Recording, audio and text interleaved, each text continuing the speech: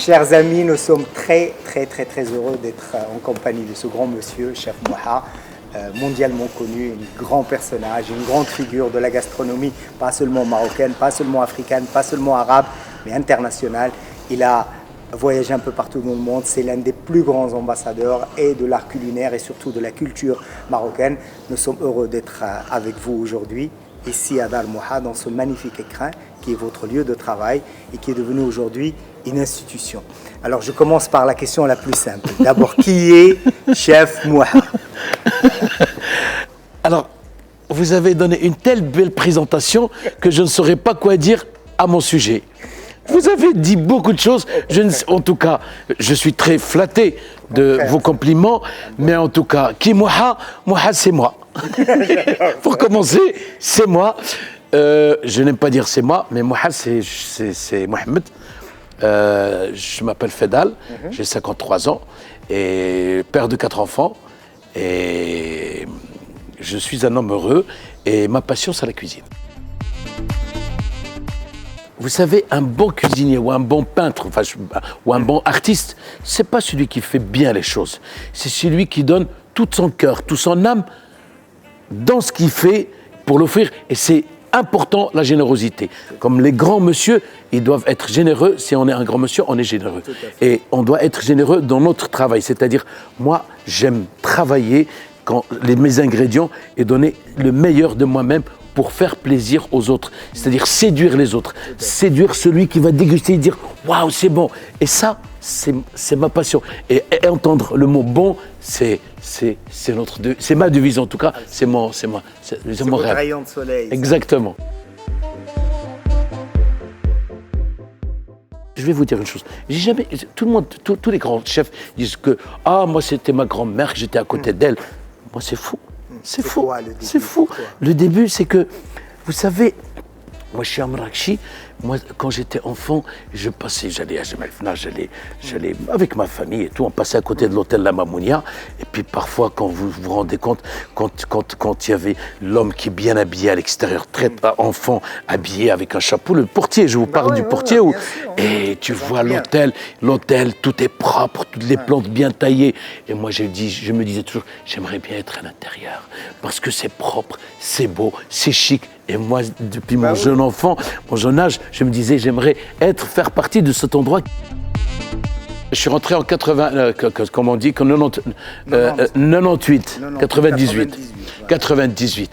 Alors, je suis rentré... 21 ans maintenant. Bien sûr, je fête mes 21 ans. Et je me suis dit, bon, ici, j'avais le restaurant que j'avais acheté il y a longtemps.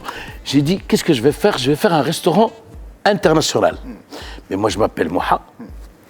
Alors, si quelqu'un veut manger international, parce que je ne sais faire que l'international, au Guéliz, il y a des restaurants chez Pierre, chez Mago, chez Giancarlo, italien. Et moi, dans la Médina, qu'est-ce qui va venir manger chez moi? Personne.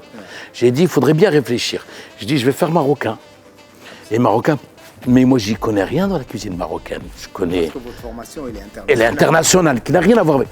Alors après, j'ai commencé à inviter ma mère, pour commencer, toutes les copines de ma mère, les femmes qui travaillaient dans des établissements qui ont les dadas, les taparat al-arasat, jusqu'à ce que j'ai maîtrisé pendant 6 mois, vraiment un peu plus. Et je me suis dit, ma cuisine, c'est pas leur cuisine. Ça va être une fusion entre ma cuisine et leur cuisine. Vous savez, le stress, il vient avant. Mais au moment où ils débarquent, où ils viennent, où ils sont sur place, où ils sont sur le lieu où je fais mon événement, tu te dis, Khliha Allah. Tu as tout fait pour faire bien. Après, c'est les choses qui... Le bon Dieu va donner le reste et tu fais ton travail. Et après, c'est comme une voile qui se met dans le milieu. Et je le vois comme je te vois toi, comme je vois lui, comme je vois quelqu'un d'autre. C'est exactement pareil. Et tu réagis de la même manière parce que de toute façon, c'est ta générosité. De toute façon, ce que tu as à faire, tu l'as fait. C'est de la pâtisserie et c'est un monde qui m'est... J'ignore la pâtisserie, je ne sais pas ce que c'est que la pâtisserie. Je fais le dessert d'un cuisinier, qui n'a rien à voir le dessert d'un cuisinier, c'est dressé sur une assiette, mais c'est le plus simple possible. On triche beaucoup pour donner un peu d'aspect et un peu de sucré. Sont les meilleurs. Exactement. la cuisine vous oblige à partir sur de très bonnes rails au départ. Si vous déraillez au début, c'est fini. C'est fini parce que c'est un investissement, c'est le personnel. Et si vous perdez, si vous déraillez au début, pour récupérer, ce n'est pas facile. Un bon cuisinier, c'est celui qui a quelques ingrédients entre les mains. Vous lui dites, faites-nous quelque chose avec ça. Ça, on peut dire un bon cuisinier, un excellent cuisinier. Ah, le vert, bien sûr. Pourquoi le vert? Parce que c'est les végétaux. Le vert, rouge, c'est rouge. Il y a le vert et le rouge, c'est les deux. Le vert, c'est joli, c'est les végétations. Moi, de toute façon, j'aime bien la végétation. Un battrite. Moi, j'aime bien la crème chantilly, j'aime bien il faut que dégouline, exactement. Quel bonheur. J'aime pas les mots vulgaires. Devise, il faut y aller, quoi. Potier. Potier? Oui. C'est incroyable, j'aurais jamais pu imaginer ça, jamais. Allah yarhamou, il est décédé, c'était M. Bocuse. Pour la simple raison, tous les grands chefs français ou américains, ils ont fait beaucoup de choses, création. Mais lui, ce qu'il a fait, c'est unifier la cuisine française. La cuisine française, c'était une cuisine de région, une cuisine du terroir, mais de région. Et lui, il a réussi à unifier la cuisine du beurre avec la cuisine de l'huile d'olive. C'est pas garanti.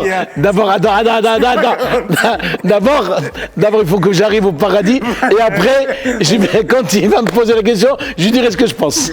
Voilà. En tout cas,